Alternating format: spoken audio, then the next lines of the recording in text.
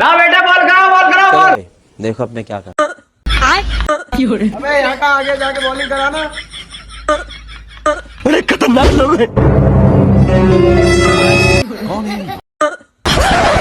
अरे तुम तो मरे यार, खांसते तुम्हें घर से दवाई खा के आना चाहिए था ना। रहा नहीं जाता। ये कैसे हो गया?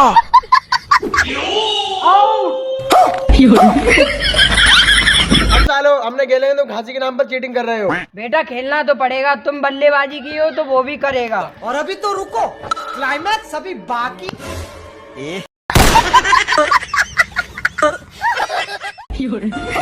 हाँ, सारी बात।